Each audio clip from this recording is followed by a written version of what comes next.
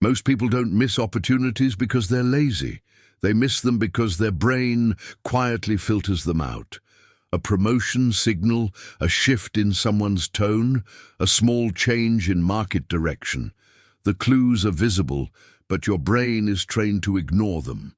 And the cost isn't immediate. It shows up slowly, 5 years in the same role, the same income range, the same circle of decisions, while people with no extra intelligence somehow keep moving ahead.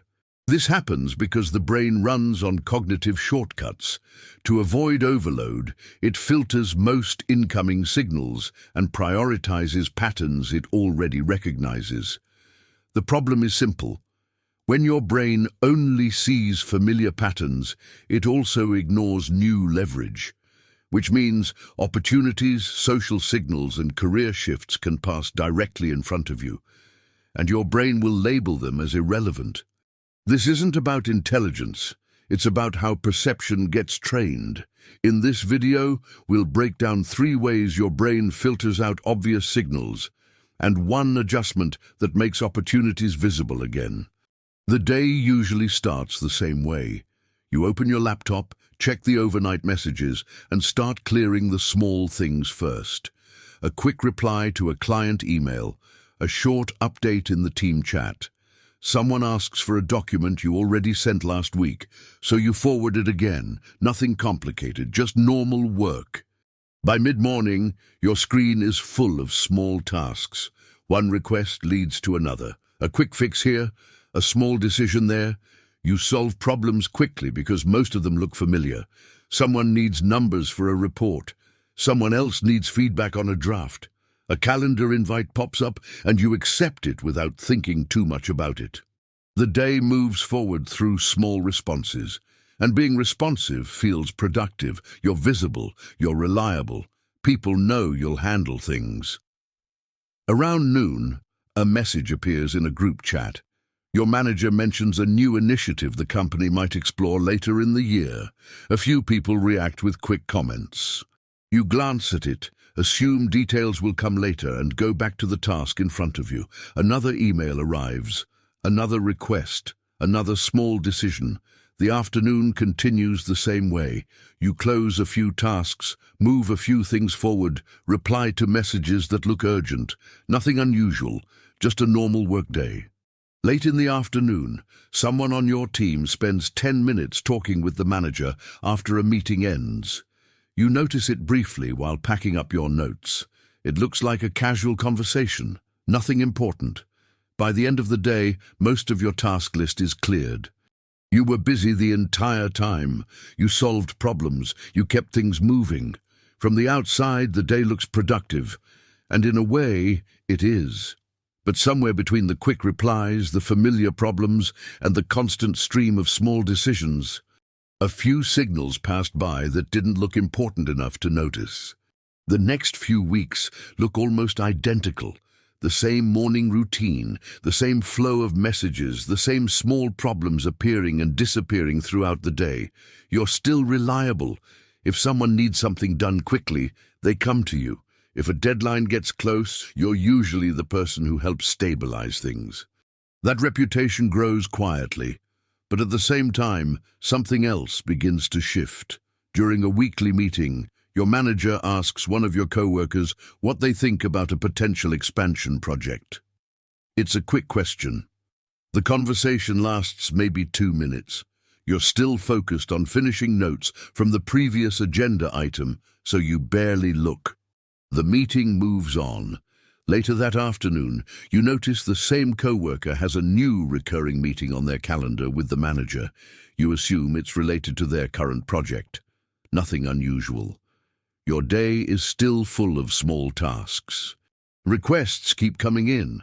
Someone needs clarification on a document. Someone else asks for help fixing a problem that's blocking their progress. You respond quickly, like always.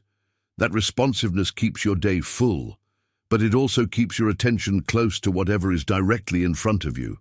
A few days later, another meeting ends slightly early. Again, a small group stays behind to talk. You recognize a few words: expansion, budget, timeline, but the conversation happens casually, almost like an afterthought. You close your laptop and head to your next call. There are still things waiting in your inbox. Over the next month, the pattern repeats. Certain conversations happen a little more often. Certain names appear more frequently when future plans are mentioned. Nothing dramatic, just small shifts in attention. Most of them happen in passing, at the end of meetings, in short hallway conversations, in quick follow-ups that don't make it into formal agendas. And from your perspective, nothing seems wrong. Your work is steady, your responsibilities are clear, your days stay full. But because your brain is focused on the tasks it already recognizes as important, those small signals never feel urgent enough to examine closely. A few months later, a new project appears. It's not a major announcement, just a short message from your manager in the team channel. The company wants to explore a new direction in one part of the business. Small team, early stage, just testing ideas for now. You read the message while going through your morning emails. It sounds interesting but also vague. There's no clear timeline yet, no defined roles. You assume more details will come later, so you return to what's already on your list. 2 days later, a calendar invite appears for a kickoff meeting. You notice the project name in the title. For a moment, you expect your name to be somewhere on the attendee list. It isn't. 3 people from your team are there, including the co-worker who had those short conversations with the manager after meetings. You scroll through the invite again, just to be sure. Then you close the window. The explanation feels simple. They probably needed a smaller group. Maybe your current workload is already too full, and that explanation feels reasonable enough to move on. Your day continues like it always does. Emails, quick problem solving, helping someone unblock a task. You stay productive. A week later, that same coworker begins referencing the new project during team discussions. Nothing major, just small updates. They mention a call with leadership, some early ideas being tested. You listen, but only briefly. There's another message waiting for your response, another document someone needs reviewed, so your attention shifts back to the familiar rhythm of the day. From the outside, nothing about your role has changed. Your responsibilities are the same. Your routine still works, but one thing has quietly shifted. The conversations that shape what happens next are starting to happen somewhere else. Over the next few months, the new project slowly becomes part of normal conversations. Not every day, but often enough that its name shows up during meetings, usually near the end. Someone gives a quick update. A small experiment worked. Another idea is being tested. The details are still vague. From where you sit, it looks like early exploration, the kind of initiative that might disappear after a few months if nothing comes from it. So your attention stays mostly where it always has, on the things that are clearly assigned. Deadlines, requests, problems that appear during the week and need quick solutions. You're still the person people rely on when something needs to get fixed quickly, and that reliability keeps your calendar full. One afternoon, during a planning meeting, your manager asks the same co-worker from before for their perspective again. This time about how the new initiative might affect the team next quarter. The conversation lasts longer than usual, 5 or 6 minutes. You listen while updating notes in a document. When the discussion ends, the meeting moves back to the regular agenda. No decisions are announced. Later that week, you notice something small. That co-worker's schedule is starting to look different. Fewer support tasks, more blocks labeled planning or strategy. Your own schedule still looks the same. Calls, requests, small problems that need fast answers. It's not a negative change. In fact, your role feels stable. You know what's expected of you. You know how to handle the work that shows up. But the more stable your routine becomes, the less often you're pulled into conversations that don't yet have clear outcomes. And those conversations, the uncertain ones, the early ones, are the same places where new directions usually begin to take shape. Another year passes. Your daily routine still works exactly the same way. Messages arrive, you respond quickly. Small problems appear, you solve them. If something breaks in a process, people still come to you first. That reliability has become part of how the team operates. In many ways, your position feels secure. You know the systems, you know the people, you know how things usually work. And because of that, most of your decisions are fast. You recognize patterns immediately. You've seen versions of these problems before. So the day moves smoothly, but some parts of the environment around you have continued changing. The project that once looked experimental is now mentioned in leadership meetings. New budgets are being discussed. New teams might be formed around it. The co-worker who joined that early initiative now spends most of their time on it. They're invited to conversations with people you rarely interact with. Occasionally, they share small updates during team meetings. Partnership discussions. A new client interested in the idea, nothing dramatic, but the direction of attention inside the company has clearly shifted. Your own work hasn't changed much. Your responsibilities are still important, but they mostly exist inside the systems that already run every day. Maintaining them, improving them slightly, keeping everything stable. One afternoon, during a performance review conversation, your manager says something that sounds positive.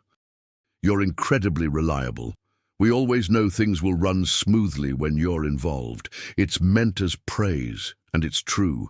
But a few weeks later, when a new leadership role is quietly created to oversee the initiative that started more than a year ago, the person chosen already seems obvious to everyone, the same co-worker who was present in those early conversations, the ones that once sounded casual.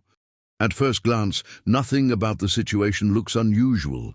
You worked consistently, you handled problems quickly, you kept things stable when other people needed support. From a distance, that looks like exactly what a strong contributor should do. And in many environments, it is. But over time, a quiet structure formed around those habits. It started with effort. Each day required attention to messages, requests, and small issues that needed quick resolution. Responding quickly became part of the rhythm. And because those problems looked familiar, your brain learned to recognize them immediately. That recognition made the work efficient, but it also created a pattern. The more often you solved the same kinds of problems, the more your attention narrowed toward them. Your brain began filtering the environment for signals that looked similar to what you already handled well. Urgent messages, operational issues, requests that needed immediate answers. Those signals stood out clearly. Everything else blended into the background. Early conversations about uncertain ideas, vague discussions about future directions, short exchanges at the end of meetings. They didn't look like problems to solve. They didn't look urgent.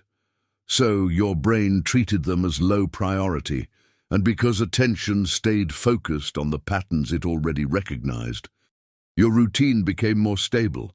Stability created reliability. Reliability made you essential to the current system.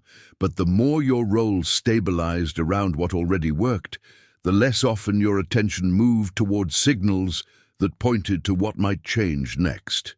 The opportunities were never invisible. They were simply filtered out long before they felt important enough to examine. Looking back, nothing about those signals was hidden. The conversations happened in the open, a quick exchange after a meeting, a short question during a discussion, a vague message about a possible initiative months before it became real. None of it looked important at the time, because most of it didn't look like work. It didn't come with deadlines. It didn't arrive as a task in your inbox. It didn't demand an immediate response. So your attention stayed where it had always been trained to stay, on the signals that clearly meant action, requests, problems, urgent messages. Those signals created movement in the day, but they also reinforced the same loop. Effort turned into routine. Routine created stability, and stability slowly reduced how often your attention moved toward uncertain signals that didn't yet fit the patterns you recognized. Meanwhile, the people who stepped into those early conversations weren't necessarily working harder. In many cases, they simply noticed different signals, a shift in tone during a meeting, a vague idea mentioned before it became a project, a direction that didn't yet have structure. Those signals didn't look important at first, but they were the earliest hints of where attention inside the organization was moving. And attention, more than effort, is usually what determines where opportunities form. Which is why the change rarely feels dramatic when it happens.